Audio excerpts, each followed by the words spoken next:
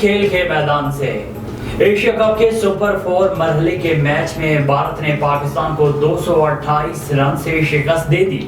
Asia cup کے super 4 مرحلے کے ریزرو ڈے میں گزشتہ روز بارش کے باعث معطل کی گئے پاک بھارت میچ کو دوبارہ شروع کیا گیا، جس میں بھارت نے مقررہ 50 اوورز میں 2 وکٹوں کے نقصان پر 356 رنز بنائے۔ ایشیا کپ کے سپر 4 مرحلے میں بھارت کے خلاف بدترین شکست اور ٹیم کی ناقص کارکردگی پر پاکستان کرکٹ ٹیم کے سابق کپتان شاہد خان افریدی کا رد عمل بھی آ گیا۔ بھارت سے شکست کے بعد شاہد خان افریدی نے کہا ہے کہ جیت اور ہار مقابلے کا حصہ ہے، لیکن جیت کے لیے نہ لڑنا برا ہے۔ بھارت نے پاکستان کے خلاف میچ کے دوران ہر شعبے میں بہترین کارکردگی دکھائی۔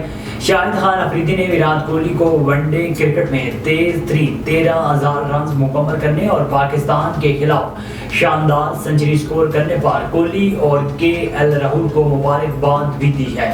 رستم پاکستان اور فخر پاکستان جارا پہلوان کو دنیا سے رخصت ہوئے 32 برس بیت گئے۔ جارا پہلوان نے اپنے کیریئر کے دوران 60 کشتیاں لڑی اور سبھی میں ناقابل شکست رہے۔ عرصہ گزر گیا جب ملک میں فن پہلوانی کو انتہائی پسندیدہ کھیل کی حیثیت حاصل تھی۔ اگر یہ کہا جائے کہ جارا پہلوان کی وفات کے بعد اکھاڑوں کی رونقیں بھی دم توڑ گئیں تو یہ غلط نہ ہوگا۔ ستمبر 1960 کو پیدا ہونے والے جارا 24 پہلوان نے فن پہلوانی کے میدان میں انمٹ اور ناقابل فراموش سبق چھوڑے۔ جارا پہلوان کا تعلق رستم زمان گاما پہلوان، رستم ہند، امام بخش پہلوان اور بولو پہلوان کے خاندان سے تھا۔